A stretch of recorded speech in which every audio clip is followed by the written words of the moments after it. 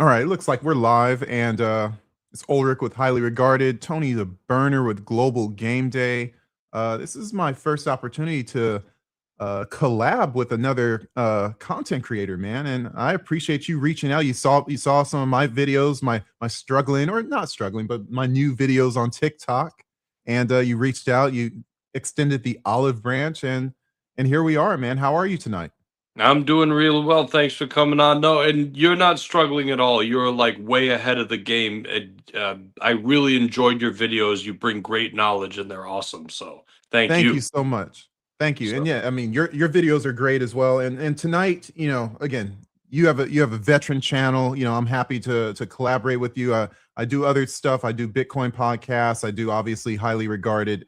And so this is like the first time I've ever done a live collaboration. I've done mhm. collaborations, but never live collaboration. So, some technical difficulties had to start a little 5 minutes later, but we're going to be watching the Laker game tonight. We're going to be going deep dive into different NBA stories. Do you have the game on somewhere?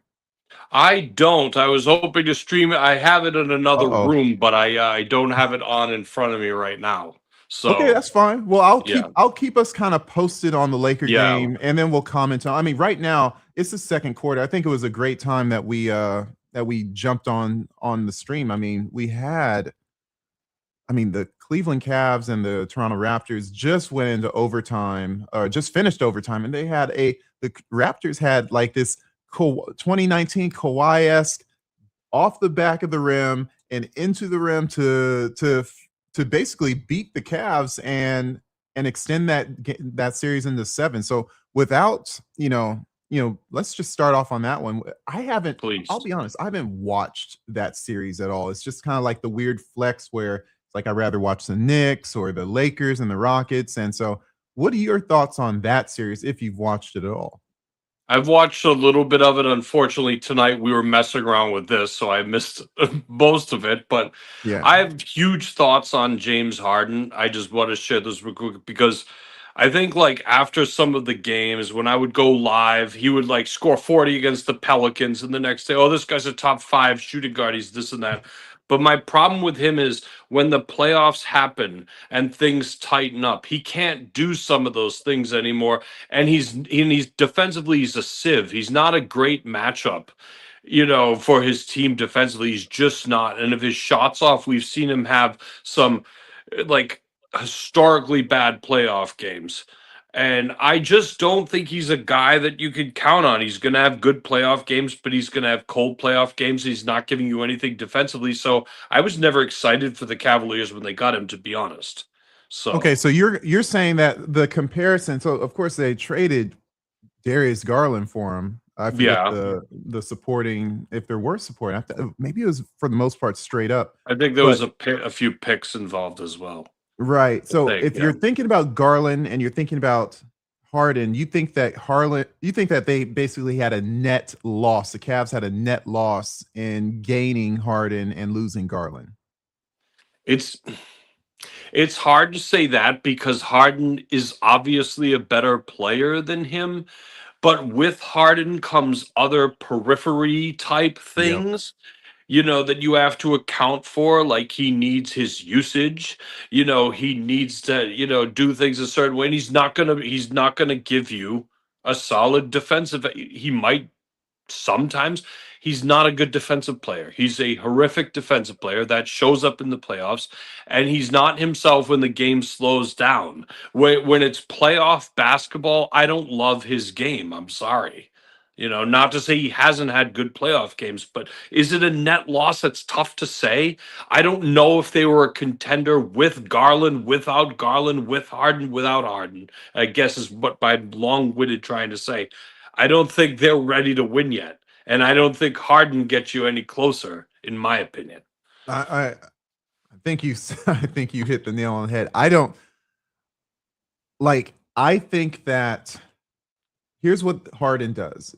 It gives them an opportunity to say, if we're gonna win, we're gonna add veteran, you can't even call it leadership, but veterans presence. He's been in the playoffs a lot, more than Garland. So maybe this gives us a slight edge in the playoffs. But if it doesn't work, which it probably won't, it's easier to liquidate everything. So when Harden's Yeah. contract is up, it's like, hey, it was a nice try, but here's the rebuild time. And then they trade Donovan Mitchell. They maybe look to move Jared Allen. Maybe they rebuild around Evan Mobley. But I think that's the big play. This is like the final shot. It's almost like a Hail Mary where the It is. Clippers are like, they're the rebuild, and now they have a bunch of young guards and Kawhi Leonard, and it's not even a rebuild with Garland and Mathurin. It's almost like a retool because Kawhi would probably go get liquidated somewhere, go play with the veteran team, and then you have the young guard core. You have a lot of young wings, and so it's like they don't have to start fully over, kind of like the Dallas Mavericks are. They don't I have think to that start fully over, but they may also be in no man's land, which is the worst place to be when you're an NBA team. Either you're not good enough and you're not bad enough. That's almost the worst place to be in the NBA, as like the you know. Chicago Bulls. Yes, yeah, exactly. They're in no man's land. That's the problem. Yeah. The Wizards are horrible, but at least they're going to be horrible for the next couple of years.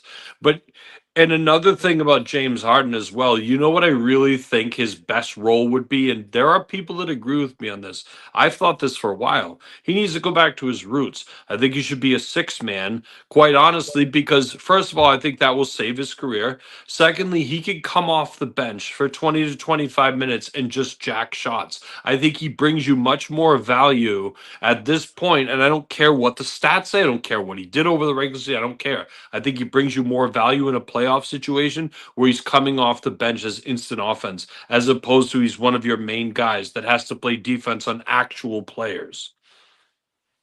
So After 16 years or however long he's played, it seems like the most successful scenario has been in, and I can't disagree with you. I mean, and at some point, everyone kind of, I mean, you see LeBron James is in that situation right now. I mean, he's starting, but he's a clear third option on that team when fully yeah, healthy.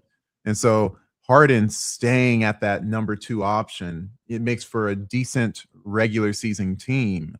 But if you're trying to be in the Final Four, if you're trying to get to the NBA Finals with James Harden on your team, maybe he is better, yeah, as a third or fourth option, and that would require him to take a substantial pay cut, and that's that's probably the main issue with that. I mean, yeah. but I don't actually know. I think honestly, if he was like the most valuable six man, then he could still get a sizable Oh, paycheck. Maybe not what sure. he's getting, but I don't I don't know.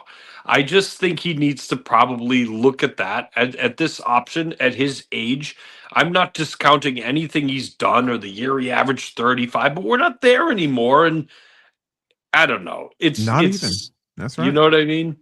I yeah, I mean, it's so funny. Like, I live in Los Angeles, and I don't think I've heard anyone explicitly say, there's a lot of hate for James Harden, and I try to when there's an exorbitant amount of hate for a certain player, I like to take up the defense for them. I'm try to be Yeah. objective and or balanced. So for instance, we hear a lot of hate from LeBron because guess what? This is worst season ever. And so it's like there's people, the haters are going to pile on more because there's more food, there's more fuel for them. And so I've defended LeBron more this year than ever, but for years I've defended Harden. For years, it's like, hey, Harden is good enough to play wherever he wants. So I don't, if you hate him because he wants out of his team, don't Yeah. pay him, but someone's going to pay him. So it's like I've defended Harden, but those narratives still weigh the same. He isn't coming through he may win a first round. Like they're probably going they'll probably beat the Raptors in game 7, at home. The odds Yeah. are for him. But what happens in the second round? We've seen that before. Probably going to fold against the Knicks or they're the 4 seed. Probably going to fold against the Pistons.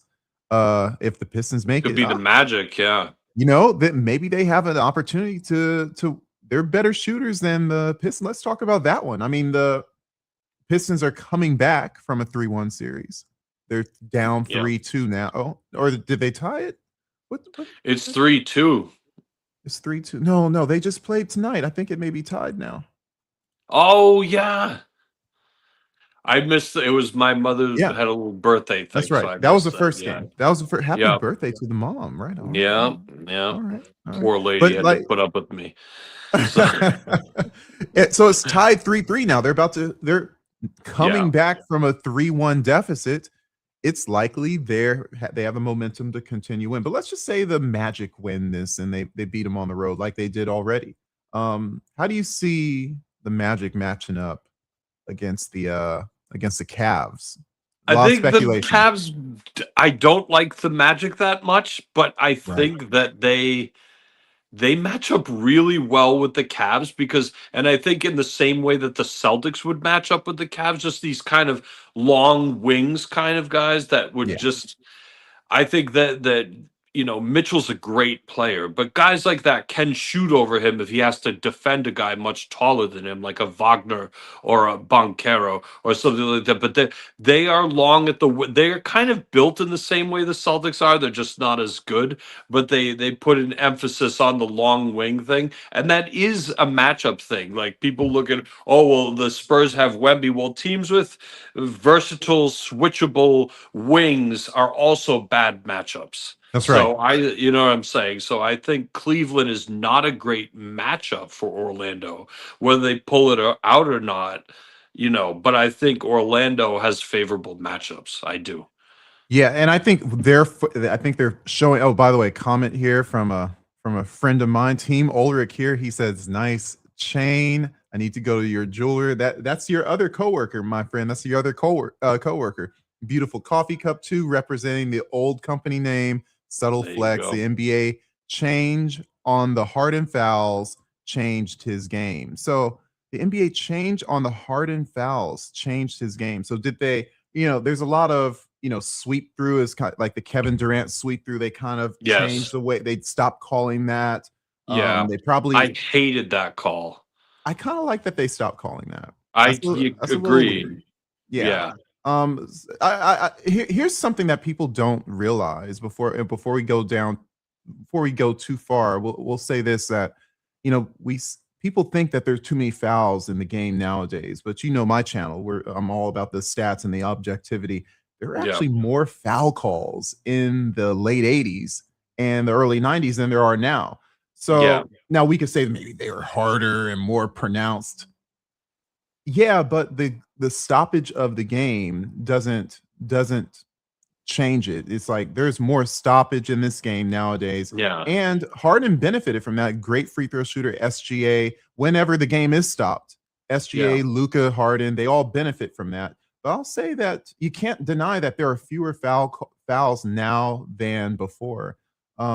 Here's what I think about the matchup with the Cavs versus the Magic. I think that what Yep. the Magic showed is that they can stop a team that isn't a consistently good shooting team. And it was Yeah. surprising. You have Duncan Robinson. They don't play the other white boy. I forget his name.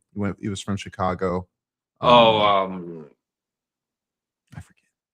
yeah. But then Oh, I know he he's. yeah, but he Yeah, I know exactly what you're saying. Herder. Yeah, they don't play Yeah, Herder. He's yeah, not in the yeah. rotation. Keith Herder. Yeah. Yeah. Kevin. And Kevin Herder. He Kevin shoots Herder. well. So like the Pistons are an inconsistent shooting team. The Orlando Magic inconsistent shooting team, but you have the Cavs who, like you said, they're long. They have Mobley and Allen, but they also have shooters. They have Strus, they have Harden, they have Mitchell, they have Wade. Yeah. And I don't think that either.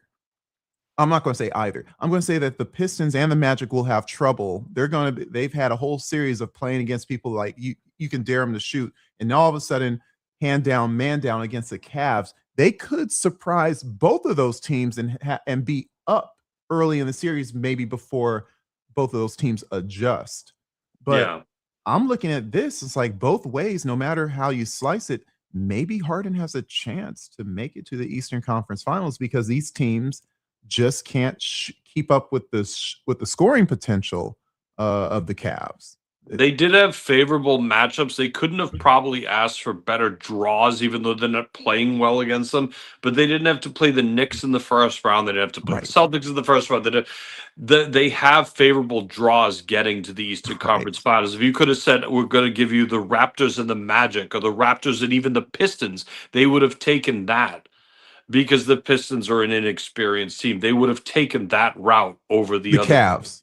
Yeah, the Cavs Right. would have taken the route they got. If you told them this was going to be their route, they would have said, "This is a favorable route for us," without having to play the Knicks or the Celtics and blah. We have to go through the Raptors and potentially the Magic or the Pistons, and they would have rather gone that way, I feel like. But who knows? We'll see what happens. The Magic are still a young team. They're not a really experienced playoff squad either. You know, the Cavs are a more experienced team. I just don't love Harden in big situations. Think about Yeah. this. I think one of his biggest chokes, if I may, is not. I'm not going to talk about the Warriors series all those years ago. I think it was 2017, the 10-point game 7 or whatever it was. But I think the Celtics, it was 24. It was 24. And when he was on the Sixers, and he had two. He wasn't on the Sixers in 24. That was still When the did they Clippers. lose to? It was 23. They lost to the Celtics then. In Hold on, 6 let me- games. When he was on the Sixers, it was 23, I think it was. And I Huh. think he had Oh, I remember that. Yes. And he was very muted. He was yes, very in the game absent. 6, he had 2 bad games in that series, and they ultimately cost the Sixers. And really, he was, I don't care what the statistic says, in game 6 he was a no-show. Mhm. And if he started, I think he started shooting the ball well towards the end of the game or something, but no, he has come up small in really big situations, and he gets exploited.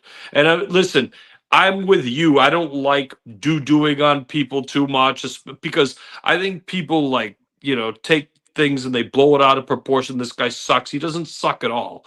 I'm not saying that Harden doesn't suck at all. He's a Hall of Famer, but there's a lot of guys that would take over him, especially in this playoffs.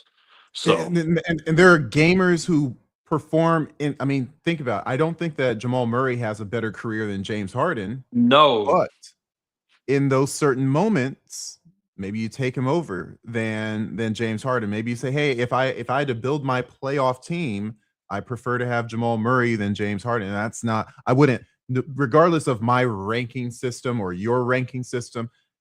In the case of the scenarios, like you have to win the playoff game right now. Harden may likely get you to a playoff series more Yeah. often, but in terms of when you're there, what happens? The Lakers just finished halftime, by the way. It's 49-31 Lakers. They're shooting well. Again, without Kevin Durant, they look a little absent. By the we want to talk about so little time. I was pulling up that series, by the way, and man, Harden, game 2, Boston. You're talking about the Boston series, right? Yep. Boston and Sixers. He was on the Sixers, and he was 2 for 14 in game 2 for 12 points. He was, and that's 3 a for horrific 14. game for a number 1 scorer. A 12-point game. 3 for 14 in game 3. Yep. And then the last game he was 3 for 11. Game 6, he was 4 for 16. Went to 7 games. Now, here's the funny thing. And I remember this because I was like, he's back, and then he goes away. Then he's back, and then he goes away. He had 2 games that series of over 40 points, 45 in game 1. Yeah, he had 2 40-point games. And 42 in game 4. Yeah. Up and down. That's a 6-man. That's that pop off the bench. Where it's like, if you're hot, it's an instant win. But if you're not, at least you have your starters that you should rely on. I think you're the first person I've heard say this, and maybe I'm not paying attention, but he needs to be coming off the bench now. Well, I said it to some people on a live, and they're like, I never thought of that, but it kind of makes sense. And not to say I know all this stuff, but I said he would be like, if you think about Vinny Johnson, Vinny the Microwave Johnson used to play for the Pistons, he'd be like that on steroids coming off the bench. You know what I mean? Like, he could be one of the great 6-men. You think about the great 6-men, it's like, Jamal Crawford, who's the other guy? Lou Williams, I think Jason Terry started coming off the bench a little bit. Jason Terry, Kevin McHale has a couple 2 6-Man of the Year awards. That's right. He would be every bit as good as those guys. Who's that? Manu Ginobili. Yeah, Ginobili has a lot. Yeah, so he would be on that level, although he's not the defender Ginobili is. No.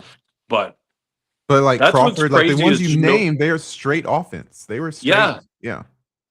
That's funny. I mean, even what's his name, who's on Karis LeVert, has shown better success when he's coming off the bench than starting. It's just, there's something missing there. You can't put your finger on it, but he was a fine starter for a regular season setup. But he obviously, if he wants to win a ring, maybe he has to change his role. But I mean, going back to the West, Lakers up 18 points at halftime. We haven't Unreal. talked about the West at all. So there's a scare for that series for the Lakers. If you lose that series and they have Kevin Durant in one game, there's a problem. And yeah, I guess I do have to kind of get that bet ready. We made a bet before the series started, and here we are. Wow, good thing that I didn't put. He was very nice. Kay was very nice to make the bet even, and so I didn't have to pay out that massive. I think it was 6-1. Oh my gosh! So Kay, I owe you a beer. Thank you very much. So what are your thoughts on the Lakers series? I mean, what are your thoughts on Kevin Durant? Tell me about what this series means to the legacy of two of the greatest players of all time. Okay. I don't think I have so many. All right, let me try to put this the right way. So here's my thing. I don't think I know this will disappoint some people. I don't think it sways as far as LeBron goes, I don't think it sways the GOAT conversation in any way because he beat a Rockets team who's kind of, let's face it, they're a little bit in limbo. They don't have their stuff together like some of the other Western Conference teams does ever since the burner phone incident. I mean, listen, I am not in any way discrediting LeBron or the Lakers or anything. I want to make that clear, but I don't think that sways the GOAT conversation for me. The next day after the first game, they were like, "Oh, LeBron's a GOAT. If you don't agree, you don't know ball." It was one play. This is a first round playoff series against, frankly, an inexperienced playoff team that doesn't take away from LeBron, but it doesn't sway the GOAT conversation for me. But however, I will say this: Kevin Durant, it's been a little bit of a disappointing year, and I think he's never been the sort of leadership guy. He's never been that, and that shows now. But you would think at his age and being in his late 30s, he could maybe pick up a little bit sort of that mantle, but it was kind of the opposite thing with the burner phone thing. But they're just not the same team they were at the beginning of the year. Losing Fred VanVleet did hurt because I think he was also going to be that veteran presence that Durant bounces off sort of thing that the older guy can relate to and stuff. So that never happened. But I think, honestly, this is a stain for Durant because he could have really put a dent in some lists if he carried this team and said, "Oh, the Lakers are missing guys. I'm going to ball out." And he just goes out there and hoops, and he hasn't done that. And I just think him joining the Warriors, that's the only 2 rings he has. I never try to discredit anyone for anything, but you got to factor that in a little bit at this point, that the only titles he has was joining a super team. Yeah. You know, and I'm a Durant fan. I just want to put that out there. Right. And so I think the funny thing about Durant is that it's not the Hollywood story for what makes a successful basketball career. It's not the again when comparing everyone to Jordan, everything is a fugazi. Everything is false. Everything is less than. He had 6 for 6, struggled in the East, and then all of a sudden no one can touch him, and he retired and came back and it's like, okay, Hollywood story. They're going to make a movie about him. I'm surprised they've made documentaries. I think they made a bad movie as well. The catch is that there's multiple, in my opinion, like there's so many ways to score a basketball. There's many ways to be relatively successful. And when I compare Kevin Durant to other players, it's like he's in such a small air of, gosh, would I rather have his career than someone else's career? Like, for instance, Gary Payton is an example. Like, great player, first team All NBA and first team All Defense for I think 9 years. I know that because that was in my short. It's like, that's crazy. It's like he was the epitome of a point guard during all the 90s And a And defensive player of the year in the heart of the 90s, which as a point guard is pretty that's impressive, actually. that's pretty crazy because that was the core of the defensive era, and he Yep. was the guy, the glove. And I'm thinking, like, gosh, would I rather have his career or Kevin Durant? And it's like, well, that's a premier point guard in a very respected era, and I gotta say, still rather have Kevin Durant's career. He's got And the rings. Yeah, of he's got the course. rings, he has the MVPs, he has the scoring titles, he has the all-time, he's and then just from the he has the shoe deals, he's gonna be selling shoes after he retires. And I just think that the closer you get to Jordan, the more flack you get. It's like I remember Shaq was getting so much flack during his career because he's lazy and he was like this and Yep. that. I'm like, would I rather have Shaq's career or Hakeem Olajuwon's? Notice that Hakeem doesn't get any flack, but No. Shaq does. And why? Because he was closer to being the greatest of all time. So it's an interesting dynamic where people drum up animosity towards certain players. And I see that the more animosity that we drum up towards them collectively, it's almost like the more they know that they're good, but one of two things: either they wish they did more, or they're scared of that guy passing their favorite player, or scared of him passing Michael Jordan. And look, I don't think anyone's has passed Michael Jordan, but No. the threat of it, you can see. I'm from LA, Yeah. and I remember when LeBron was in his rising up and Kobe was in his prime, there was a Yeah. lot of hate for LeBron, and he hadn't even won a title. I'm like, why do people hate LeBron? What did he do? He's just playing ball. It's like they hate him because Kobe was the heir apparent, Yep. and you could smell. It's like Jurassic Park when you see the Tyrannosaurus in the rearview mirror. Objects Yep. appear closer than they are. Yeah. Or objects are closer than they appear. And it's like Yeah. the Yeah. big mouth. It's like LeBron is right there and coming up behind Kobe's ass. And it's like, that's why LA fans hated him so much until he decided to take his talents to LA. And they still hate him because, for whatever reason. It's He interesting. doesn't have.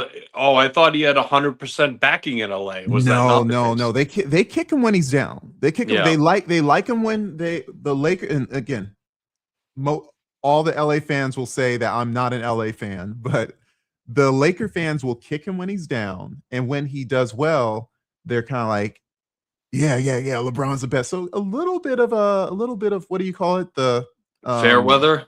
fair weather fans, but Yep. that's LA. I mean, there's always fair weather in LA, so you can't. Yeah. They're the epitome of fair weather, right? Yeah. It's funny. Unfortunately, up here, people live and unalive by their teams to sick extents in some in some ways. But I you don't think know, I can go to I don't think I can go to games if it's snowing. I'm like, I just need to survive. I don't well, get how just people would be doing that. just football, really. But yeah, Even getting to the games, it's cold to get to the games. Like, keep your ass inside. yeah, no, That's me. it's I'm like cool running. I'm oh, like, it's either too cold, the summer it's too humid. I mean, it's just wild up here. The weather's wild. Well, Eddie says they compare everyone to Jordan for a reason. He is the weight on the scale. Everyone else tries to be the counterweight, and that is true. That I think heavy is the that head that wears the crown. yeah, yeah. You But know, the funny thing is that person who has the crown has an army behind him, and but the funny thing is that the guy who appears to be like him is, and in my opinion, is nowhere near him, and that's such a rabbit hole on its own. But Kobe has such a following, and maybe because LA, and maybe I can ask you how it is in Boston, but Kobe is treated like Jordan here. I can And it's tell kind you. go ahead. He is very well respected around here, and I'll tell you why. I mean, I you probably have a black mamba tattoo on my forearm here right after Kobe's passing. And I got to see Kobe play a bunch in person. I got to go to the 2010 finals in Boston when they were playing against them. That was a really amazing experience to see Kobe in the finals with Paul Pierce, all those guys. It was incredible. Mhm. But he is very well respected around here, and certain little respect things go far in Boston like that. And during Kobe's final game in Boston, like, he got a standing ovation, and he said some nice things to the crowd, and he always said that he understood the weight of a Celtics Lakers game and how that game holds a little more weight than the other games, and he respected that historically. And the fans, Kobe just wasn't this guy that was so hated in Boston. Some athletes are. He was not one of them, But we also liked Jordan. We cheered for Jordan in Boston, especially in the mid '90s when the Celtics were so horrible. But we did. We cheered for we The Antoine respected him. Walker We era. respect players. Yeah, Antoine. Although I gotta say, I've met Antoine a couple times, and I work with at-risk kids. And years ago, he came to a program I was working at, and he really took his time to talk to the kids. So I will say, just anecdotally, Antoine Walker was really good, and took his time to talk to kids, and it made their world for him to treat them with the respect that he did. So that was cool. But yeah, they sucked on the court. And especially when Rick Pitino. Okay, people don't remember this. Let me just bring this before we go on to Yeah. anything. Rick Pitino came in, and he's the GOAT now. Everybody says this guy wanted to do pressing and trapping for 82 games in an NBA season. I just want to say that I bet his you, plan was to press and trap. And the first game they played in 1996 was against the was 95-96 90. What the hell was it? The 96 Bulls, 95-96, and he. No, it was 97. It was Patino's first year. Sorry. He pressed and trapped Jordan and the Bulls in the first game of the regular season. Antoine was up on the inbounds pass, jumping and waving his arms after a basket in the NBA. yeah. And he I'll gave more money to Travis Knight than Scottie Pippen was making. Oh my gosh. Yeah, I'll say that once you get to Sorry. be once you get to be about 25, maybe 20, maybe a little older, maybe 26, presses just don't scare you. I mean, I No, just no. playing the Drew League, like I was never like I wasn't the best player out there by far, but let you press me, and it's like the easiest game to play. The floor is wide open. Yeah. There's no pressure. The pressure comes when they're either baiting you to shoot and you're freaking off and you're 0 for 4. It's like, oh my gosh, I have to shoot another one. Or they're playing a very long half court defense. That's the scary part where it's like if you can get by the 6'8" guy, there's another Yeah. 6'8" guy there. So Yeah. Rick Pitino pressing, he good thing he went back to college. It was ridiculous. I'm sorry. I can't even believe he did that to this day. Talk about a one-trick pony. Your own channel helping out with the conversation. He says, thoughts on Wemby being the greatest of all time if he stays healthy. Be I'll let you quiet, go Eric. Okay. I just want to say, if I say Jordan's the GOAT, it's not because I'm being an old head, it's because I think so. So I'm going to preface that with saying that Wemby has GOAT potential. He has GOAT potential. He's just got to stay healthy. He's got to win a few rings. He's got to win some DPOYs. But this guy legitimately has GOAT potential. I'm sorry. He has almost no weaknesses in his game. Yeah. What do you think? I think he has the GOAT potential. I do. If anyone does, it's him right now. So I'm a numbers guy. I want to pull up his a very important number, and it's called games played. Yeah. And so this is an era of what would you say of load management. This is an era of load management. The best players in the league don't play. If they play 70 games, you think that's a great season. It's a great season. Yeah, that's games. Very active. And I remember watching a game, and they said he played 65 games this season, and the announcer said that like that was an accomplishment. But guess what? They narrow their scope to meet the awards. They're not everyone's not Miles Bridges. Like Miles Bridges is trying to be an Iron Man for the era, and that's good. You know, he'll play a few hundred games in a row. But when I think about the GOAT potential, you're going to be comparing yourself to a lot of people that have played and scored a lot of points per season. And we're not talking points per game. I'm talking about points per season. I'm talking because you're going to be when at the end of your career, you're going to be saying, well, what did you accomplish? How many you say, oh, he played 15 seasons, but compared to the other guy who played 15 seasons, he doesn't have as many points. Why? Well, because every season he played 65 games.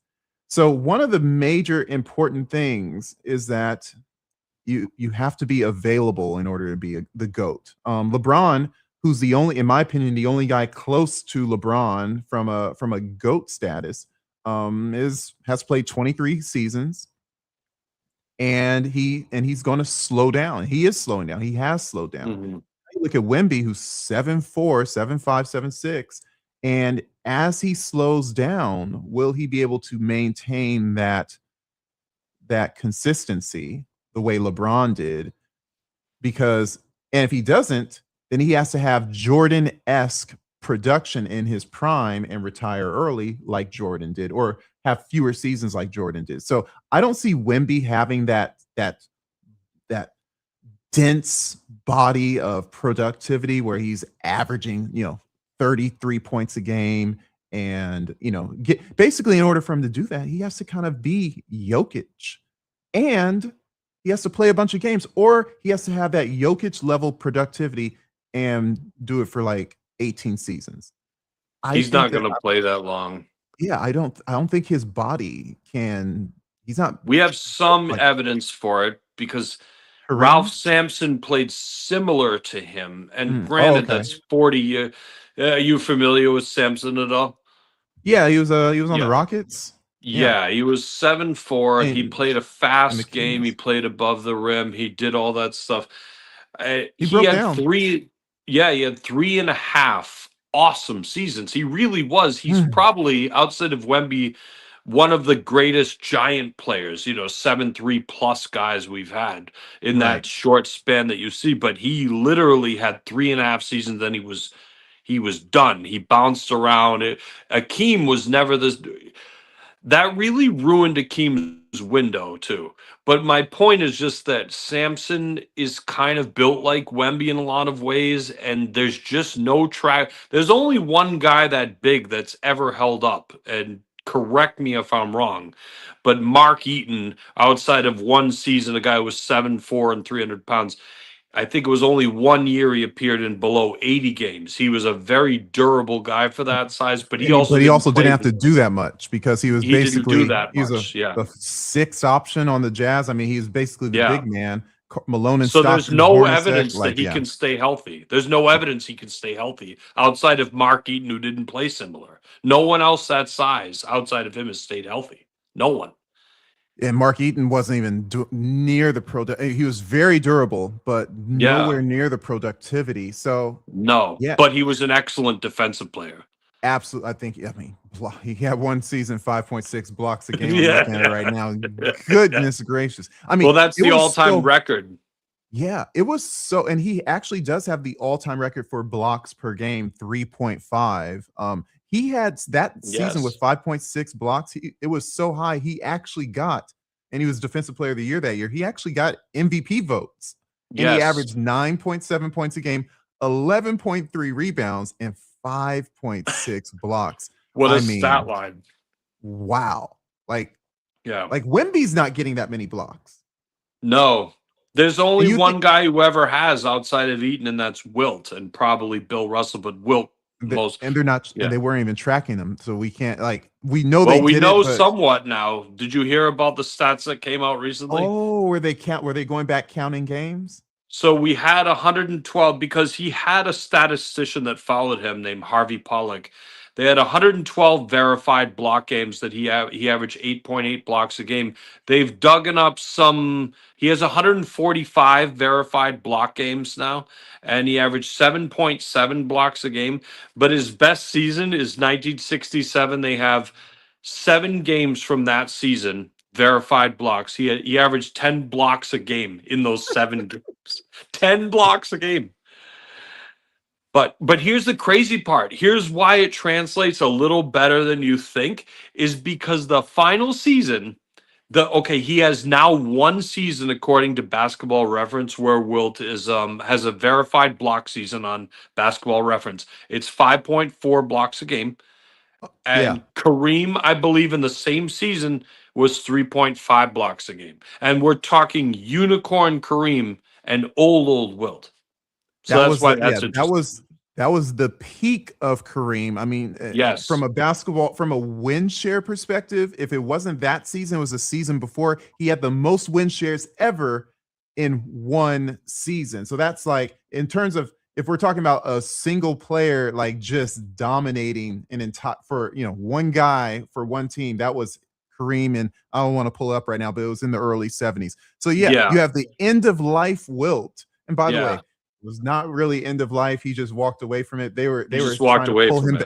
They were trying to pull him back to play in the 80s. Like, he was a freak athlete. He went on to play volleyball. He played volleyball with my pastor. My pastor in around the corner. He has stories about how he played volleyball in Hermosa Beach with Wilt Chamberlain. And that guy was just, and mind you, my pastor is probably 70 right now. Yeah, so he was probably in his prime, like playing volleyball with him in the 80s and 70s, 80s, 90s. I mean, the guy was just, he loved to be in shape, and he was definitely one of those, he was a unicorn his whole life. Let's just say, to use your word. But yeah, I mean, 5.4 block. I didn't even notice that. I've never noticed that they actually have a recorded, because it just went up a few weeks ago. Wow, that's what I'm talking about. There was all these extra. It was like this big thing a few weeks ago, and I'm a Wilt freakazoid because I have, out of all my content, I made a playlist now. I have 34 Wilt videos. 34. He deserves it. Psycho. Yeah, I know it's psycho, but I do. Yeah, I have 34 Wilt videos. I have Kareem ranked in front of Wilt. If you had to put, I know, and I'm like, my whole system is all about the numbers. You can either use the numbers or your subjectivity or your bias. Who do you have higher ranked, Wilt or Kareem? I have Wilt ahead of him. Right on. And I'll tell you why. Like, let me make sure. As a rebounder, Wilt completely clears him. As a shot blocker, Wilt completely clears him. As a passer, Wilt completely clears him. Wilt's a much better passer than Kareem ever was. And Kareem did have the skyhook, of course, but I think Wilt had just as many post moves. He had a fadeaway. If you've never seen Wilt do a fadeaway, he could do it consistently. He does it great. That. Yep. But he might have the most unstoppable shot in the history of basketball, or one of which is his drop step, because it's so. All right, can I be a geek for a second? Geek out. That's what we're okay. Let me geek out for a second. When you watch Wilt on the post, it's very interesting because the players, when you watch players from that era play each other, they play each other physical on the post. They don't do it to Wilt. They play off of him. I thought at first it was because his strength that they didn't want to get thrown. But what I realized was his legs. If he could just hook his leg around you and he was posting up, he could take off from outside the paint and dunk the ball. All he had to do was hook the leg. It was over. He has a 7'8" wingspan. He could just reach out and dunk the ball. I mean, his drop step they feared his drop step more than being bullied by him. They played off of him. And they knew if they played off of him, they had a chance to maybe bother the fadeaway, because the fadeaway was unblockable. They could maybe get a chance to run at the fadeaway, but you weren't stopping the drop step if he hooked his leg around you. It was over. No one can stop that. And by the way, I stand corrected. I actually do have Wilt in front of Kareem. I have my top 5 ranking is actually Michael Jordan, LeBron, Wilt, Kareem, and then Magic Johnson. But like this quote right here.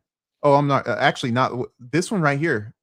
So less chance for Wemby, circling back. it's funny that Yeah. you talk about that because Wilt shorter and not as long as Wemby, even though he's very long himself.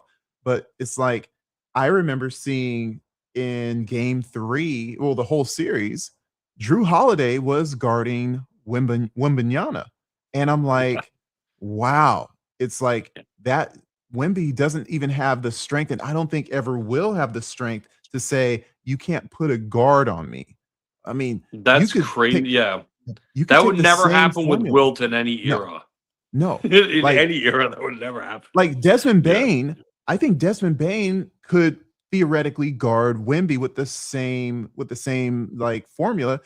Bain is built like a large running back, and he's like 6'3", 6'4", but stocky.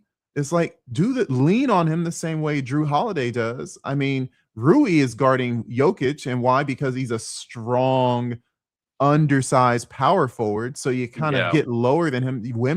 Rui should be guarding Wemby in the same way. I just feel like Wemby has a very a glaring shortcoming that if I mean maybe he just needs to turn into a premier shooter and just shoot over everyone because he's definitely not going to get easy buckets the way Jordan or Chamberlain or Kareem did. And What if he that goes to the post and he goes to fadeaways? What if he goes yeah. both ways? Like he fades one way, he does a turnaround jumper the other way. I think those things would be unblockable if he did those on the regular, you know. But And he needs I mean, he turns around and everyone's too short for him. I mean, and when you I think about know. it, like he's 7'6", 7'5", 7'6", depending on what you hear. But it's like, think about I'm 6'2", and if someone playing against me is 5'9", it's really easy to just turn and shoot. Wemby has a better advantage over the average NBA player than I have over an undersized guard. And it's Yeah. like the guys who are guarding him, they're a foot shorter than him. They're 9 inches shorter than him. Turn Yeah. around and just and be the most unblockable shot ever, which is for him a turnaround jump shot, and just do it at Yes. an 80% clip. If Kareem could do Please. it, why can't you? Why can't you do it? And Yeah. it really shows how If he great ever Kareem was. decided to shoot a skyhook, I mean, I know people aren't going to shoot a skyhook. I'm not being stupid. LeBron tries to do it. I think he's getting Yeah. bored with the NBA. Exactly. But he's got, that's the thing. Like if Wemby were to even guard Wilt, he couldn't because he's giving up almost 100 pounds at his peak No. weight. If you go at Wilt at 320, 325 at his peak, Oof. they. And listen, I do think Wemby has GOAT potential, but he has to develop some of those signature things. But he is only in year 3, so we'll see what Right. happens. I would like And to he's see that he already can elevated play. his team. He So needs to be, in my opinion, I think he just needs to be able to show that he can play a lot of games. And if he plays a lot of games, elevating his team, that's a great team there right now. But like a GOAT conversation would be if he elevates if he truly does elevate his team, if he could play 79 games and all of a sudden they win, instead of whatever I think they were 62-20, all of a sudden they start teasing 70 win seasons, and all of a sudden, like, and even if they don't win playoff games, it's like they are the regular season domination, like no one can beat them because he always plays. What if he just starts being available and starts putting up godlike numbers if he really and playing 35 minutes a game instead of 29? I feel like the Spurs are trying to coddle him for like this ultimate run at some point. And when I go back and look at Wemby's stats, there was one year he played 46 games, but I don't think he was really hurt. I think they shut him down. he had the blood clots. Oh, was it? So I guess he was hurt, but there was a season. Yeah. I felt like was there a season where he They wasn't shut hurt him down at the end of his rookie year. but was that an injury? Was that blood clots, or was that something? Or is No, that blood just like, clots was last year. so He they was just said we're done. Well, like we don't want to play him anymore. Well, I guess it was like a serious health risk issue, the blood clots, and he was able to get it under control in the offseason. I don't know the process behind that. Yeah. It did happen to around the same time that happened to him. happened to a Patriots player as well who ended up missing the whole season, a defensive tackle with blood clot issues. Mm, So I don't know what's going on with that, but I don't know. Yeah, I don't know the process behind it, but he was shut down for that reason. okay, then maybe then that's different. This year he Yeah, played 64 games, and I know he got hurt a little bit. I yeah. just feel like He that's had a the answer. strained calf. Yeah, this guy, if he really wants to be a GOAT, he needs to separate himself from the current theme and not load manage and play minimum 75 games a season. And then he leads the league in all the stats. And then all of a sudden it's like you start saying, oh, he's doing so much for his team. They're winning more. I don't know. Update for the Laker game. They're up 65-42, 5 minutes left in the third. Oh, they're Um, running away with that. The they're Rockets running never away with even it. made it a game.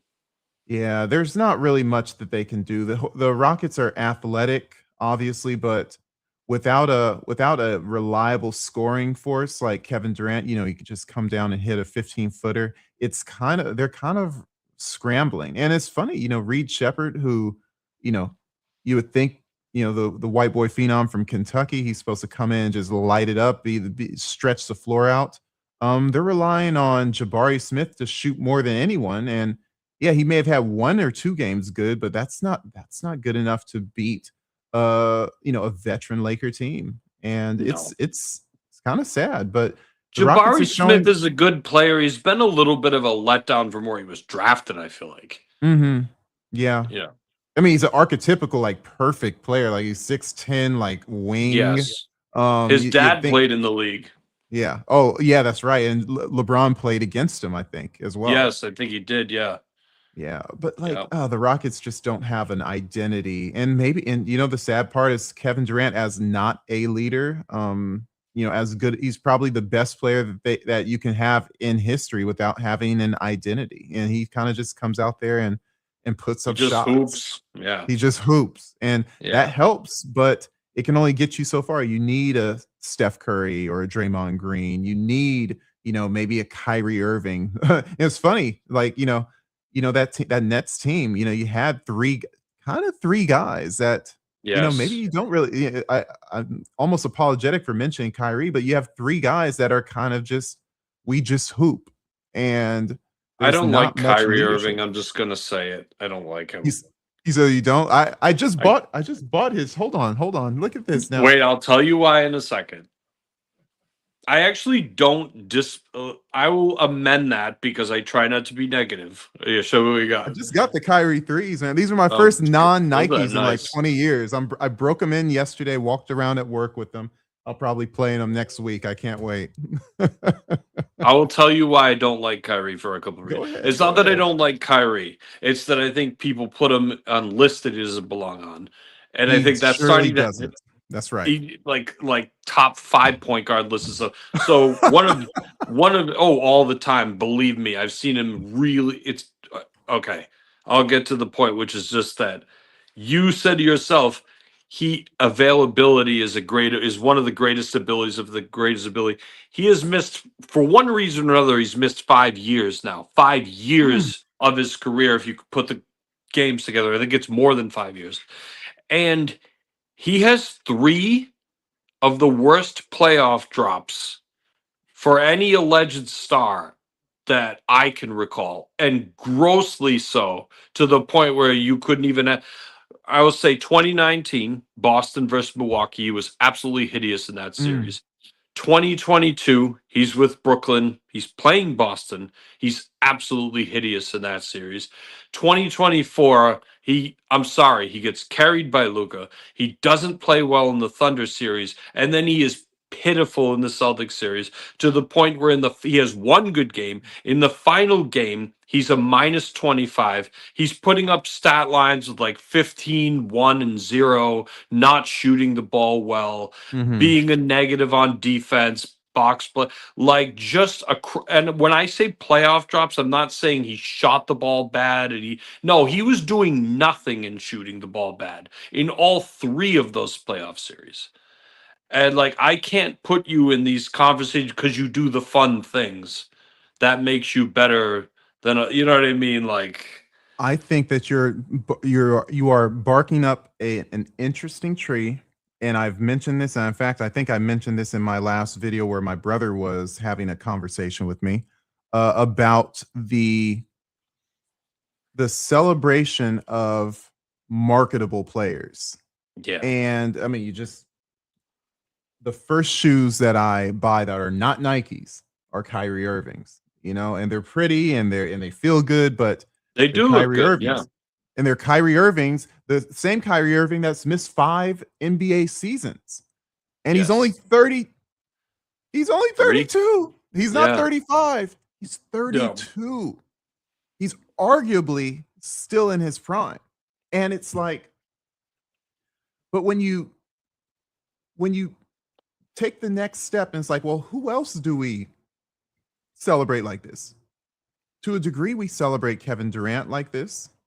Some people hate him more. Some people like him more. We pay attention to him more, at the very least, because of the shoe deal.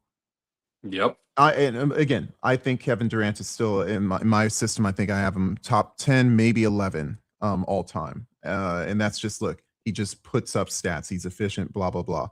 But when we look at these guys, we start looking at Kobe Bryant could get similar treatment because of the shoe deal, because of, like Kyrie, the way he plays is aesthetically pleasing. The fadeaway, the crossover, the Mamba mentality, pulls his jersey. Oh, it's like, Yeah. I hear Mamba mentality from grown men, talking about what makes a good player, Mamba mentality. Well, what does that mean? You growl at someone. I don't, you snarl, and you just win. But another one, Allen Iverson, he the epitome of a volume shooter. He shot his team out of winning as much as he shot them into it. And I would say more so out of it. I mean, he's had 30-point seasons and his team won 20, 25, 20, 28 games. He doesn't care. He's going to shoot. But that general manager, in all fairness to Allen Iverson, should have been stocking shelves at a grocery store instead of being in. That's not a disrespect to No. the grocery stores. I'm saying he shouldn't have been a general manager. Yeah. It was. Dude, he didn't it have was much the- support. He had, well, I mean, look at the starting five he took to 2001 finals. It's George Eric Lynch, Snow. Aaron McKee, Eric Snow. I'm not an Eric Snow fan, and in a 400-year-old Dikembe Mutombo. Now, you know what I mean. Mutombo was a good rebounder and a defensive player, but he wasn't an offensive player by any stretch of the imagination. But neither were those other guys, and all those other guys being wings were not offensive players. Eric Snow is one of the worst shooting point guards you could ever imagine. The team was poorly constructed. To call him a shooting guard would be a misnomer, to say the least. Yeah. What's up, ballers? Let's go Lakers. The Lakers are winning, J-Dub. That is correct. And Eddie did say, right, Kyrie is a player's player. And I think I started naming a bunch of other guys that are players or fans players. And for that reason, they kind of get preferential treatment. And look, I agree that team was weird, and maybe probably the general manager to blame. And a lot of teams have general managers to blame. Shout out Chicago Bulls. But I will say that Allen Iverson had a chance to go to another team, and he didn't fit the bill of what they wanted to do. He said, I want to shoot, I want to be the star. And he kind of washed out in Denver. They said, we don't need your services here. What's your memory on those years with Allen Iverson and the Denver Nuggets? They had one shot. It was his first year going there. His first year in Denver. What was it? 06, 07? I can't remember. It might be 06, 07. He's still doing Iverson things. I think he's averaging 26 and change. He's playing 40 minutes a night. He's getting 2 steals. He stood and he appeared in almost all. He appeared in a healthy amount of games, almost all. That was 07, 08. You're talking about. 07, 08. You're like on point. That was his second season. 82 games, 26 points a game, 7 assists. Yep. Continue. Yep. And I believe they either got swept or they lost in 5 games to the Lakers in the first round. And they did have Melo on that team too. So that was a big letdown of a team. I think that was his best chance. That was the best team he had. He really didn't have good team. I'm not making excuses. 76ers teams to me were not great teams, not well Right. constructed, not great. They were like, okay, here's a bunch of guys, shoot the ball a million times. So some of that efficiency isn't all on him. It was the way that it was constructed. But he had a squad with Denver, and they go out there. He's still doing Iverson things, and they crap the bed against the Lakers. Yeah. So Yeah. It is tough to see the breaks for certain players, and you would hope that they get, that chance. And I could see the same thing. I could see the same thing with a lot of players. I could see the same thing with Kyrie Irving, even though he has his championship. But whatever the case may be, he's hurt. He's blackballed because of the COVID stuff with the Nets. There's a lot of things. You can think back. I was doing a video about someone. Bob Lanier was I another love guy. Bob Lanier. Great center for the Pistons. Could never win because guess what? I mean, who's going to beat the Celtics? He goes to the Milwaukee Bucks. They may have been in the West at that point, but it's like you go to the Milwaukee Bucks and there's about like a lot of good players, Sidney Moncrief and Marcus No, Terry Johnson. Cummings, he follows me on TikTok. He's a cool dude. Right on. And Terry Cummings is on that team? Terry Cummings, he's the only player to outscore Michael Jordan in a playoff series. And it was Michael Jordan's rookie season, and it was by 1 point. But Terry Cummings is the only player to outscore Jordan. But yeah, So he was Jordan on has some led Jordan has led playoff score every series in playoffs in scoring. Every series he's except played. in that one. total points, and it was Cummings outscored him by 1 point. Crazy. And that was it. And that was his rookie season. And Cummings finished 5th in MVP voting that year, and Jordan finished 6th in MVP voting. To make your point, the Bucks had some great teams. They had Bobby Dandridge, and then Jack Sikma, I think, replaced Bob Lanier when Bob Lanier retired. And it's like, and those guys, they just don't get to win. And they didn't get to win. And it's kind of sad. And it's like, that doesn't make them a bad player. But I'll say that, if we're talking about winning is the objective and what do you do with the teams that you win with, I kind of like to focus on those players a little more. So it's like if you're consistently successful, it's going to benefit you in the long term, in legacy, in either subjective or objective rankings from my perspective. And look, we're watching the playoffs. The things that happen in this first round. Look at the Timberwolves and Ayo Dosunmu. The thing that he did, or Jaden McDaniels in the closeout game. Like those games are going to live on more so than the random AI games where he averaged 30 points a game in the regular season. It's just the nature of the scarcity of everyone's watching that game. It's on Prime or NBC, and all eyes are on that.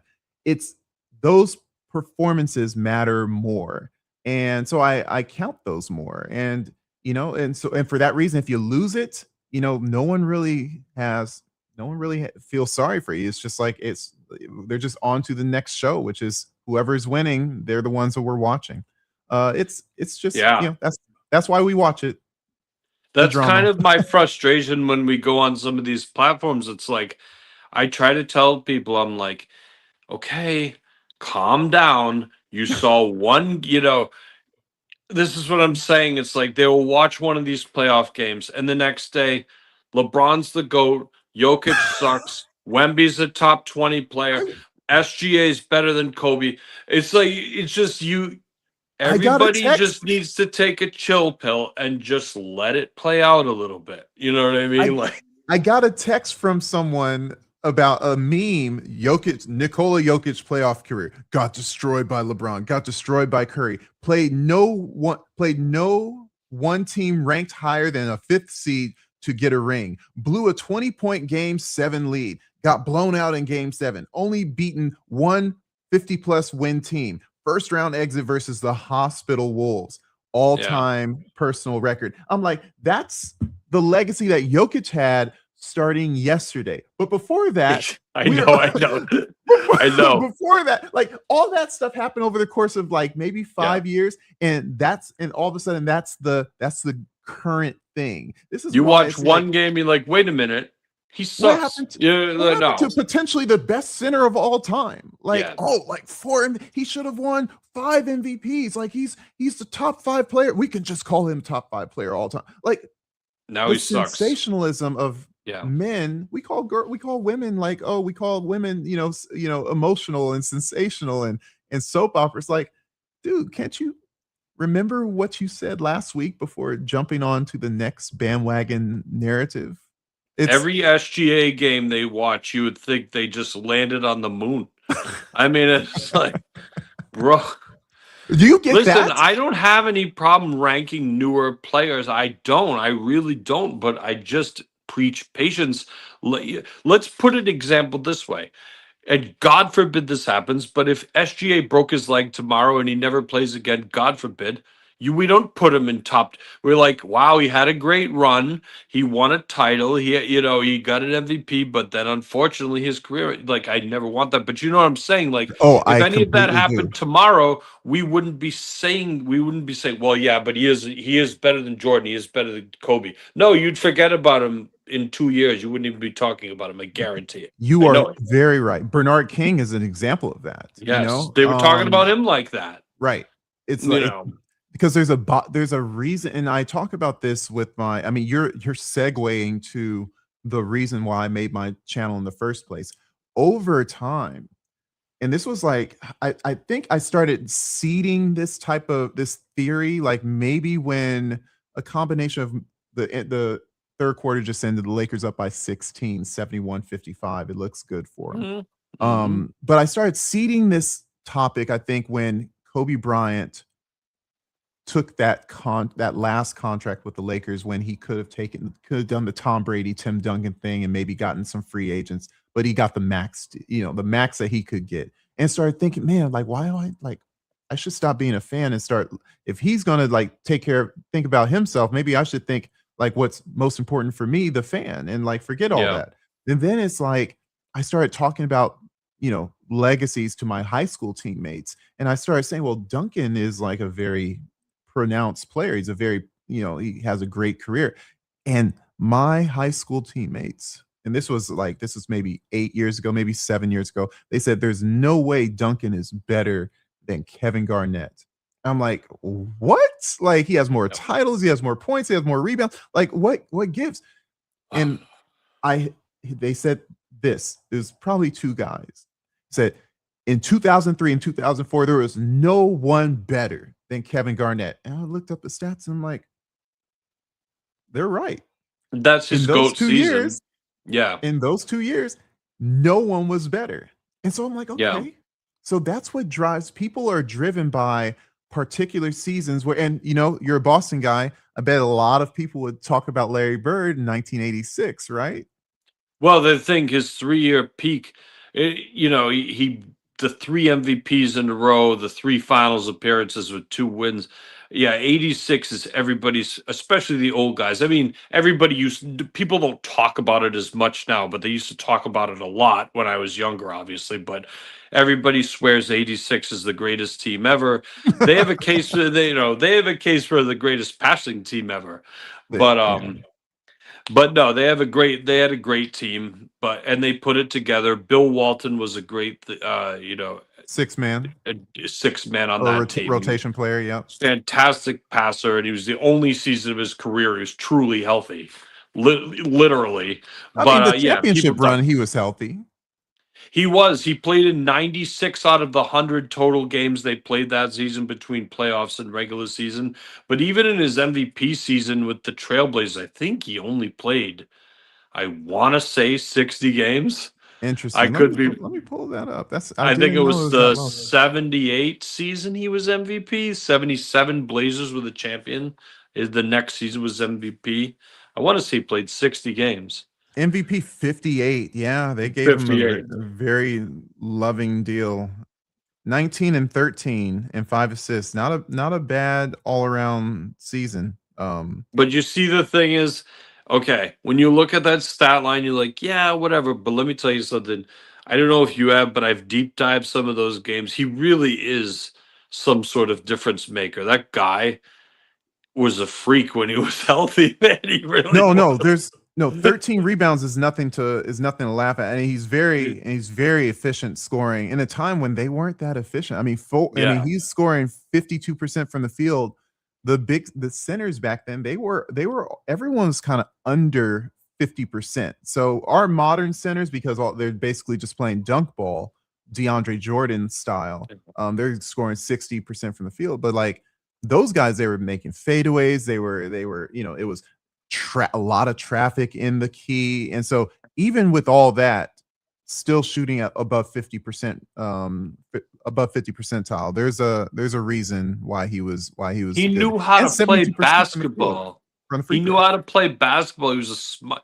He just did everything right on the best. It's such a shame that he did get hurt. I don't mean to be glazing Bill Walton for any reason, but Right, right. no, he really did know how to play basketball. And there's a lot of guys that had that situation. Like Yeah, I never thought I'd mention Bernard King twice in a stream, but that's yeah, another example. But to go back to like the reasons why like I did my channel, it's like so my guy who liked Kevin Garnett, I understood that there's an importance for measuring how many great seasons did someone have. I also thought that there's obviously an importance on how much total contribution that you have. So like cumulative, like the Kareems and the LeBrons. hmm But there's people like Larry Bird who had a short career. Jordan had a relatively short career. he Uh, did George Mikan had a short career. And very. also the current players, if they're to be compared to all-time greats that played like Elvin Hayes and Kobe, who played 15 to 23 years, it's like, how do you compare how great they are without normalizing stuff? So it's like I take another category where I take like the above win shares over 48, which is Yeah, basically a normalization of how much you do while you're on the floor yeah, versus just total. And so if I take all those pillars, that's how I do my metrics. I average those together and I rank people based on how they perform in all three pillars. And people don't like that because, well, I like this player because of that, and I like that player because of this. But my thing is you should compare all players to the same standard. And yep. if you don't like my standard, come up with your own. And I ask people this, and they don't want to do it because No, when they it's too come up much with that work. standard, one, is too much work. Two, it could ruin their perspective of I like this player, but he doesn't fall up, he doesn't measure up to the standard that I'm actually making, that I actually know is important, but my guy who is my favorite falls short, and I don't want to face that reality. So Yeah, we do have some zealots out there. And I think over time, like me not going to a big school where I don't have school spirit. So I'm not rah-rahing anyone. I've become like I think the most objective, basketball person I know. And someone correct me if I'm wrong, but like I just don't care if LeBron somehow passed Jordan in all-time greatness because of my numbers. I don't care. But I get people who will argue randoms. They'll argue with me about because Westbrook is 90th, and they'll argue, and Allen Iverson is 97. And I know when they see Kobe at a certain rank, I'm not going to talk about it right now, but they'll argue with me about that. And it's like, dude, it's a game and it's a system. Make your own system, dude. Why are you exactly. defending these other men? It's kind of It's soft. all unknowable anyway.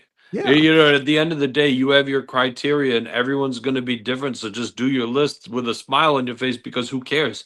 Absolutely. Honestly, it's like Russell Westbrook. We're never going to know if Allen Iverson and Russell Westbrook are, we're never going to know that anyway. So just put what, you know what I mean? Who cares? You know, and people get so angry over you. I've put up lists before live, and Mhm. people get mad as like, why isn't they will literally get physically angry that some guy is at 16 and not 14. What do you even care about somebody's That's list?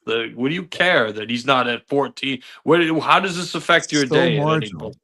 Yeah, It's it's like so so marginal. like Fine, okay, there's a fine. I'll room put him for at error. 14 if you'll stop whining. Yeah, you know, but And oh, I there's another thing. It's like I also find it interesting how people put so much energy into comparing like LeBron versus Jordan or Kobe and LeBron, or they don't ever compare Kobe and Jordan. It's always like Jordan versus these other guys and why LeBron's worse than them. And it's like, okay, well, let's just say you have your order. Let's just say LeBron, let's just say Jordan and then LeBron, or let's just say Jordan, Kobe, and LeBron. But who's the 18th best person? Who's the 27th? Who's the 48th? You know, and it's like, do you even care? Because I'd rather talk about those guys than Jordan and yeah, LeBron all day at this point, yeah, honestly. You know, I would rather, I love talking about all kinds of different players. So, you it's know, so interesting how it's like everything is gravitated towards that, and I just feel like we lose out on opportunities to really celebrate a lot of the other greats that have been out there, and they've been lost in time. And it's so funny, like, I don't know, I one of my like long pole dreams for my channel is like maybe if it gets enough respect, like some of those guys that don't get a lot of recognition, like for instance, like I have Adrian Dantley in like the high 40s or low 50s, something like that. Mhm. Like I would love to interview Adrian Dantley, you know. It's like I would love to talk to some of these guys that's like, oh wow, like, you know, I want to celebrate how great you were that no one seems to care because they're too busy talking about Nike sponsored athletes, go figure, or the current thing. And it's like, you know, there are guys that were great in the past and they should get their shine. And so I like to think that my channel does a little bit of that, but you know, it's you know, we'll see how much that recognition matters. You know it does. You'll start. The, I'm not saying this for any reason, but I have about 20 something pro athletes that follow me now. It just kind of happens like that, and it's cool. And but you know, I was really mad about one though because I made a video about Elvin Hayes, who is one of my favorite all time players for a multi. An And you Iron talk Man about as well. durability. As Iron Man missed 9 games in his career. Right. But I made a video about him. Spencer Haywood. I don't know if you're familiar with Spencer Haywood, I the have him as power number forward. 100 right now. There you go. He liked the video and then he forwarded it to Elvin Hayes at Elvin Hayes, but Elvin Hayes never responded back. But I made a video about Spencer Haywood. I sent it to him too. But yeah, that kind of stuff just happens with these guys. I've actually interviewed quite a few NFL players, Okay. but I have a couple of NBA players. Eric and I work with a former NBA player. If Eric's still there, I don't know. Have you been talking to him lately, Eric? Because we're supposed to get him on. He was actually drafted by the Suns in the 90s, Ruben Garces. And Dana Barros also follows me, and we're trying to set something up. So hopefully I Right can on. interview Former interview him soon. Celtic Yep. legend. And he had Yeah. his great Sixers season. I think we might have been talking about that before. He But was on he was did he play on the Sonics as well? I feel like he played on 2 green teams. I think yeah, he was yeah, on the the Sonics as well. Sonics. Yeah, he was on the Sonics. The Sixers right before Iverson got there. He had his 25 point a game Hmm. season, which is actually a really weird season, by the way, because it's not a guy who was on a bad team scoring points. It was that, but his advanced metrics were pretty good. He was actually really good advanced metrics wise too. But Hmm. yeah, so hopefully he can get those guys in. A guy in the community he in the last 2 days he interviewed Bob Ryan and Xavier McDaniel 2 days in a Okay. row. Okay. So Bob Ryan is one of the GOAT sports reporters. He actually covered Bill Russell to Larry Bird. He still coaches. He still covers the Celtics now. That's how old the guy is, but he got him on there. So Amazing. yeah, Amazing. you'll Uh meet guys. Trust me. Yeah, no, that's you know, I've trained with Olden Polynice. He's actually it's Oh, so funny. Like maybe about 15 years ago, like he was like I was working out with him when I was so 25 cool. years old, but trying to see how far I can go, you know, in a part-time capacity, maybe play on some semi-pro teams. And it's amazing how a 7-foot center can teach you how to play, who played in the NBA could teach you how to play a guard. I was never so sharp as when I was done working out with him. It was very, very interesting. I had also played in leagues, local kind of pro-am leagues with Doug Christie, Oh yeah, who's an yeah, extremely nice guy, maybe too nice. yeah. And Brian McKnight was on that team who could shoot from Oh, afar, but and so that's how he kind of was able to attract he was like a good NBA guys. basketball He's player, not Brian. too bad of a good ball player, Yeah. yeah. And whatchamacallit, I was in that same league when Doug Christie was on my team. I was guarding Jalen Rose, Oh, and jeez. Katino Mobley on different teams, luckily. But Cat. yeah, Jalen Rose was he didn't want to shoot, probably for good reason, but he was definitely a good distributor. And he for some reason he said like I was a good shooter and I was absolutely bricking that day. So I don't know why. Maybe I was a little nervous playing against him. Katino Mobley was very he liked to growl. He was a Mamba mentality. And he's always Yeah. snarling at me. I'm like, and I was just smiling, like, what you man, don't you know you're my hero? Like, why don't you smile? And he goes, I saw him play in college. a very good player. Yeah. He's a big guard, like Yeah. like insanely and very, very strong. Even in his older age, like I mean, I was probably 30, maybe 29 while I was playing against him, and maybe he was 38, 40. Yeah. But he was strong, very, Oh very yeah. strong.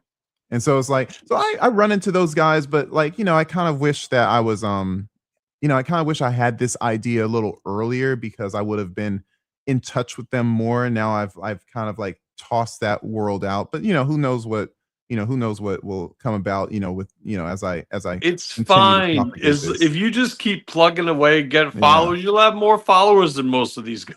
Yeah, And that's how it works, right? Yeah. Oh my god. I'll tell you another thing. I got an Olden Polynese thing for you. I'm glad you brought him up. They asked him point blank, and I'm not saying this many. They said, "Who's better, Bird or Magic Johnson?" And he goes, "Larry Bird." He goes, "Everybody knows." He goes, "Everybody knows Larry Bird's better." I was like, I would "Wow!" say- I didn't expect him to say that at all. Like, I thought he was It's going to say interesting. Magic was better, but he's like, "Come on, It's a Larry Bird's better." just being again, what's the objective? To put a ball in the basket, and that doesn't Yeah. necessarily mean he has a better career. But No, I'm a huge um, Magic Johnson fan. right, Huge. and I yeah. think his accolades speak for himself. I mean, Bird has 3 MVPs, Magic has 3 MVPs, but getting to the finals 9 times, and you're the primary reason why. There's got to be something about that, and so like and that's the thing, like Olden is speaking probably one-on-one skills. I mean, there's still people out there who are celebrating what's the guy who plays in the Big Three, slightly younger than me, I forget his name. 6'8". He was drafted number 2 as a washout, but he's like there's Jabari Parker. no, he played for the Heat, I forget his name. But this guy is like this one-on-one like phenom, and people are like Beasley, Michael Beasley. Yeah. And they're touting him right now. And it's like, yeah, you could probably beat a bunch of NBA players in one-on-one. Bird can probably beat Magic in one-on-one. But the things that Magic did for his team, with the squad that he had, seemingly over the body of hundreds of games, was more successful than what Larry did for his team. And that's just objective. Like, of course, he was in the West, they was in the East. You want to say the East was harder back then, whatever. That's probably the last time the East was better. This year, and by the way, shout out to my little brother who wanted to remind me, don't forget, you guarded Baron Davis in the last year of the Drew League. And it was a very good picture. You have Baron Davis like looking over his shoulder, and I'm like this. And the guys, my teams, I was a defender. My teams always had me guard. Like I was like the point of attack guy on these pro-am teams, like Thabo Cephalosha or Bruce Bowen, and I can make a 3, but I'm not the guy who's breaking someone down, but I'm more of a 3-and-D at the higher levels of competition. And so I had to guard Baron Davis. I had to guard this one guy who and normally I had to guard Agent Zero. I held him like 18 points. I held him to 18 points the year that year that I was playing with Doug Christie. And I held him 18, maybe 19 points. And, I had to guard this other guy. I don't know who he was. But it's like everyone said, you're guarding him. I'm like, okay, whatever. And it's like he's 6'5", kind of muscly. And he's hitting step back threes and driving and taking it on me and getting by me and dunking on someone else. And I think we may have won that game. But I'm like, who was that I was guarding? And I'm like, this was 2015. And someone came up to me, it's like, oh, that's Stanley Johnson. He's the #1 high school player in the nation. Yeah. I'm like, oh, okay. So you guys are going to just throw a grenade at me when this guy, and by the way, that was probably his prime because his NBA career was definitely not that good. But I had to guard the high school player of the year, and he did a better job against me than a Gilbert Arenas in his, I would say, in his mid-30s. Jeez. Very, very interesting. It's amazing how good some players can be. And again, like Stanley Johnson, 6'6", and just muscly as an 18-year-old. I thought he was a 28-year-old like Oh overseas yeah. player. Is 18 from modern day. Go figure. I'm I sorry. lost my track what I left on, but you know, that's That's okay. We were rabbit holing it. we're rabbit holing. We man. went It's down to fun. the the how they would have fared one-on-one, Bird, Magic, all that stuff. But Yeah, and yeah. I think that's right. So and then you have Beasley, and I think that that's an indicator of people are kind of missing out on the objectives of an NBA game or of a team basketball game. And it's like, yeah, Allen Iverson could cross over and take anyone and beat someone in a one-on-one game, but guess what? You probably don't need a 6-foot guard necessarily to be a successful team. It could Allen Iverson doesn't necessarily isn't a bad piece to have. But, you know, someone who's 6'6" and may score half his points may be maybe better situated for your team. So it's like, you know, there's individual, you know, individual, I guess, productivity, and then there's individual productivity in a team environment. And I think that's what a lot of fans forget because we are in this world where it's you know, where highlight focused and sponsorship Yeah. focused commercialism. And it's like, well, what are you looking at? You're looking at the guy who crossed someone over and dunked on someone. But it's like, you know, Darius Miles was doing that, and we don't see him too long in the league. Austin Reeves just limped off the floor when the Lakers are up by 24. That's not good. He's not going to the locker room, but I think he's probably going to chill out for the rest of the game. They seem to have this one in the bag. I have a So, funny Darius Miles story. well, gosh. Well, he and I are in the same high school class. So the McDonald's All-American game my senior year was in Boston. And he ended up getting MVP of the All-American game. But there was a guy from the school with my sisters that was in the All-American game, and he was 7'7", Neil Fingleton. He went to North Carolina and then he transferred to Holy Cross. He ended up becoming an actor in Hollywood. And as a 7'7" guy, he was in Game of Thrones. He was in Keanu Reeves movies, all kinds of He's the shit like that. mountain? No, he played one of the giants on Game of Thrones. That was like the giant that was running. Like I can't. You'd have to look this guy up. Neil Fingleton. He passed away, but Oh, he was wow. in that All-American game. But Darius Miles dunked on him. Oh, like, wow. like he dunked on Neil Fingleton bad. You know, it's You hard to know, keep that heart up when you're that big. You know, it's that's just he passed at 39 maybe or yeah, 38 man. years That old. happens when you're Unfortunately, that big, that heart's working a whole lot harder, man. It's yeah. just more miles on how much blood that's pumping. That's crazy. Yep. Wow. Yeah, Darius Miles, he was a freak athlete, but like that's really all he did. And it wasn't good enough to get noticed by the NBA, but I think they quickly figured out he couldn't play within any He type was of like system. Stromile Swift. Like it was like a year or two ahead of him. Stromile Swift was He could 6'10", dunk on jumping people. out of the gym like that. Wow. Yeah, You know. crazy highlights. But yeah, it's like, you know, Yes. and even in a time, that's the funny thing. Darius Miles washed out in the NBA during a time when it was ISO heavy, when it's like, hey, Yeah. they were passing less than, and you can look at the league stats over the course of, you know, decades, year by year.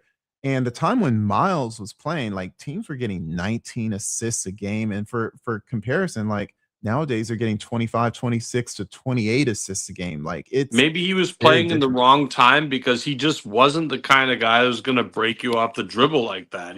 Yeah, he's more He of a just wasn't. yeah, definitely could be a slasher that can play right now, I think. Even if he wasn't like a great three-point shooter, like the spacing on the floor now could, you know, could You might serve even put him him. as a rim running center at 6'9". He You know was what I long, mean? he was long, yeah. He A was small long at least, but lineup? Yeah. if you're putting him in a small, like Robert Williams was playing center for the Celtics, he does have long arms, but he was He's 6'8" 6'8", starting center.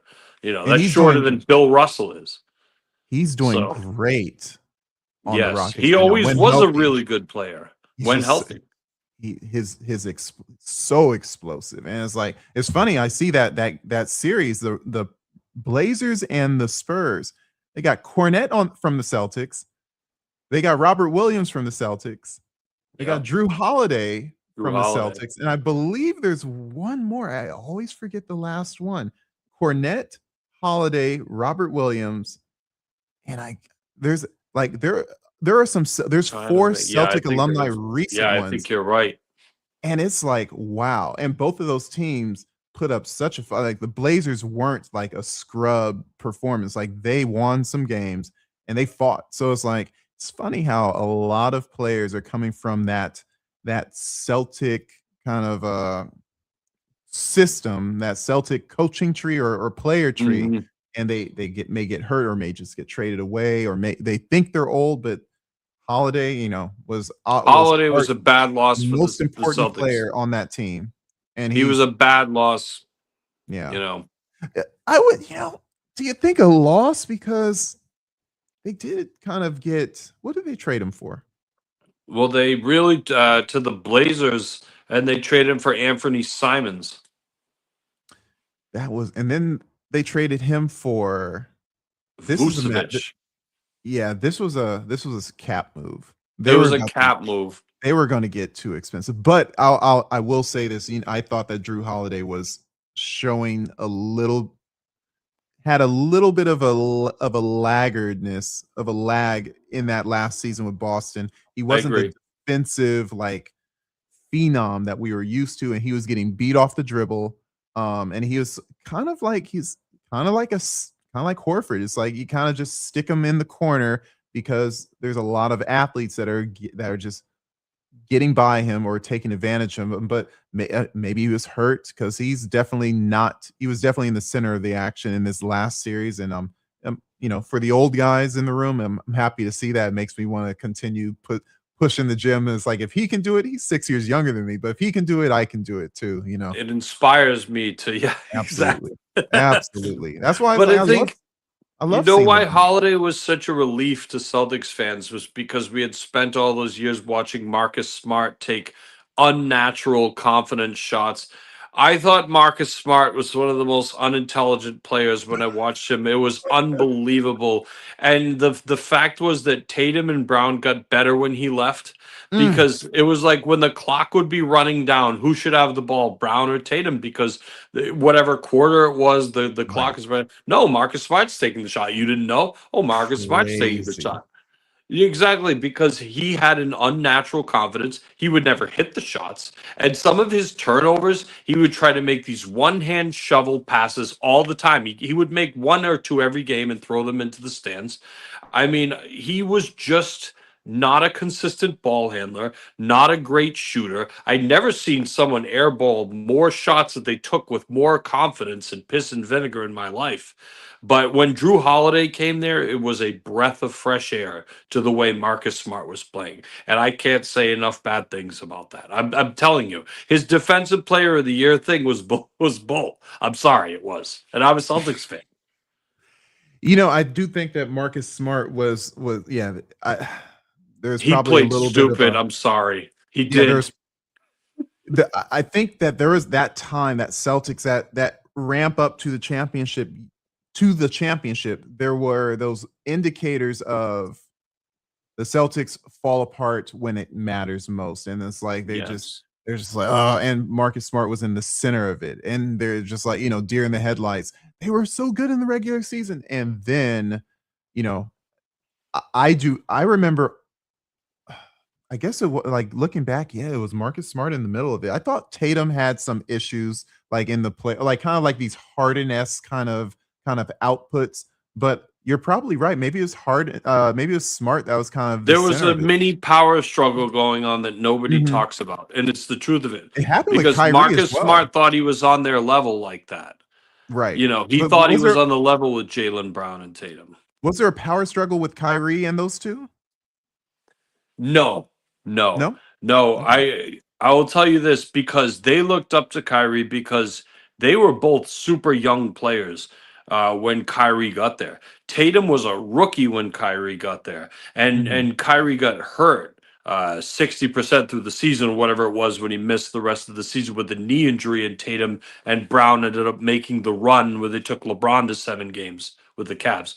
But yet, no, there was no power struggle with Irving, I don't actually know what was wrong with Kyrie Irving at that time. Celtics fans don't dislike him because he lied to them. That's not why Celtics fans dislike him. That's not why. When he said, I will resign with you, and he didn't, that's not why we don't like him. We don't like him because of how he performed in that Bucks series. I said this before. The 2019 Bucks series is what true Celtics fans hold against him, because you're not a Celtic if you show up in a series and you don't give your all in a series and you take horrific shots like you'd rather be anywhere else. That's what people hold against him. Anything else would have been forgiven, but not trying in a playoff series, which he blatantly didn't, which is why I cannot watch that and then blow smoke up his ass like other people can. I can't do it I look because for I reasons to watched put that. him. I look for reasons to put him in the all-time greatness because look, I'm wearing his shoes. I've worn his shoes before. Like probably anyone who's watched this, all of my LA guys here, they like his game. Like he is like he He's plays like fun. NBA Street. Like you Yeah, he's like that's fun. straight up a video game set of moves. Guard scores at multiple levels, but he's not available when it matters. And that's really what it boils down to. If you just show up. But guess what? I think the NBA, I think he's led the culture shift of I don't have to show up. Kawhi Leonard similar. Because I get paid so much money, I don't really, and you're gonna pay it to me anyways. I really don't need to show up. And it's sad to say he's right. And for that reason, there's going to be a lot of players that played a long time ago that played a lot of games, Elvin Hayes, the Dan Issels, the guys that you think the Bob Pettits, the guys that you think there's no way this person is all-time great, but they were present and their 25 points a game is better than Kyrie's 25 points a game because Kyrie did it in 40 games and Yeah, Elvin Hayes did it in 82. And you yeah. don't want to go that far back. You can go to the 80s, you can go to the 90s, but those games, the modern player will have a disadvantage in an objective, in an honest ranking system because these modern players aren't showing up. But there's a plus and minus to that. And by the way, 50 seconds left. The Lakers are up by 22. Yeah. Lakers are definitely going to be going to the second round. We'll get to that and maybe we'll close on that. But Yeah. the modern player is not going to be able to compete with the productivity of the old player. And I feel like if you don't acknowledge the availability aspect, then what you're saying is that you don't that you're basically basing your judgment of players on what could be or what you would like to think, but not what actually happened. Because That what is actually what they do happened, now. yeah, what actually happened is that person played versus that person played. I don't like how what will happen for the Minnesota series if we just glaze over that kind of stuff. We'll forget that Anthony Edwards didn't even play in this series. It was the others that carried it. It was Gobert guarding Jokic, Dosumu getting 40, Jaden McDaniels getting 32. But let's just say Edwards comes back and does Anthony Edwards things and maybe gets to the finals. They're just going to wash over all of that. But I wouldn't do Yeah. that in my system. So it's like we have to really think about how we judge these players and not just give credit to the guy who has the Sprite deal or the Nike deal. Um, I don't think I'm too wrong on that. No, I don't think so at all. But it's just guys that are marketable, guys that do the fun things. Like this guy on TikTok says, he goes, Kyrie does the fun things. So Kyrie does the fun things. That's really Those it. fun things. That's it. You Hey, know, but I don't dislike Kyrie. I don't want to make it sound like that. I just think he gets overrated historically. I really like doing videos on all different kind of players because I like the value of different people and I like their games and what they bring. That's fascinating to me. You know what I'm saying? yeah. I really do see the value in most players. I really do. So I try to be positive, but I do think Kyrie is on a lot of things he doesn't belong on for a lot of reasons. So You know, let's talk about real quick. So it looks like the West is set with the yeah. Thunder, the Lakers, the Wolves, and the Spurs. I'd like to get your feedback on what you think about both of those series and who's going to be ending up in the Western Conference Finals, and maybe we'll have another conversation on the precipice of that next round. What are your I think thoughts? it's going to be San Antonio and Oklahoma City. I do think it's going to be there. Okay. I really do. What do you think? Well, how much so do you think? Let's pick at that one. You think OKC is going to like a knife, like a hot knife through butter with the Lakers, or you think the Lakers Yes. are going to give? Yes. Listen, this is what I say to you. I said this earlier in the podcast. It's like I am not doo-dooing on LeBron, but this doesn't move me in the GOAT conversation because Right, they beat the Rockets. Does this Rockets team look like this is this is the team that's going to decide who the GOAT is? Are you kidding me? Please. right. Okay. Yes, it's going to be probably a sweep. I'm going to be honest, especially if Luca does not play. And I'm sure you're an athlete. You've done hamstrings. I've done hamstrings. They don't It's a heal. while. Yeah. They don't heal. He's not, even if he plays, he's not. If Luca's not fast enough to keep up with these guys, and he's not at 100%, it's not happening. They're gonna get swept, whether he plays or not. They're gonna get swept. It might go 5 games, but how do they win? How do they match up with Oklahoma? How do they? Like, I don't see it happening. Do you? They don't. They don't. It's going to be they got Oklahoma City was on rookie mode playing against the Lakers during the regular season. I've never seen so many oh my gosh threes. I can't believe he made that. I can't believe Yeah. they scoring 50 points darn near in a quarter. There's no way. And then without Luca, There's no honestly, way.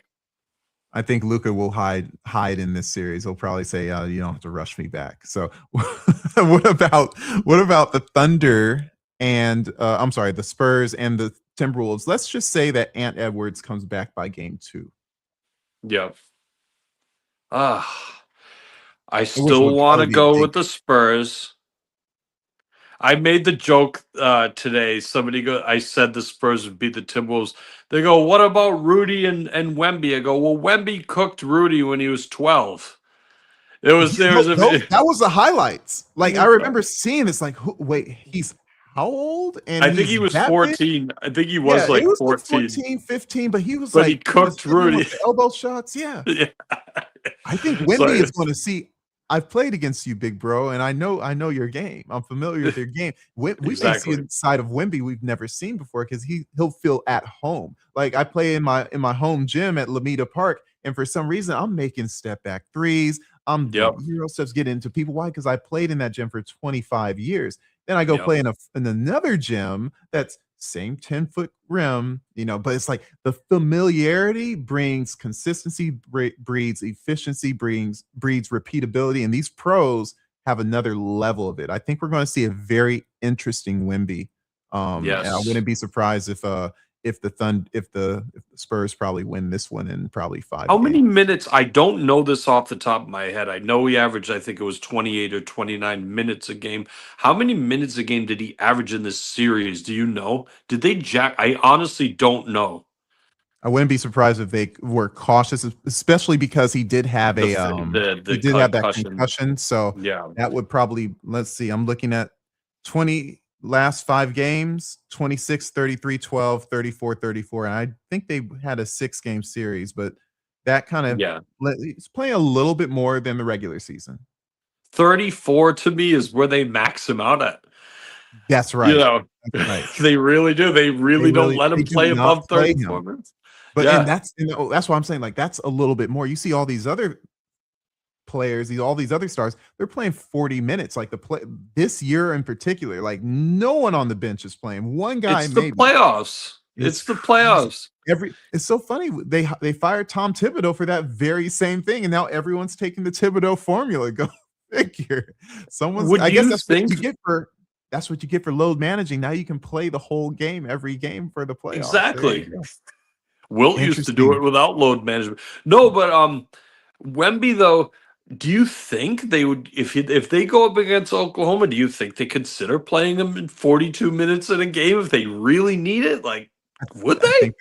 think they're gonna have to, because Oklahoma City, in my opinion, is the perfect team. They shoot two. They don't make mistakes. Like hand down, man down. Old Mark Jackson saying, like they pass the ball well, and when they need a bucket, here's the funny thing: SGA, their point of attack guy, he doesn't need to get to the rim to score. So therefore, it's like Wemby has to come out on that. And then it's like, okay, Wemby comes out, bam, bam, bam, swing. All of a sudden, Holmgren's cutting and Wemby's out of position.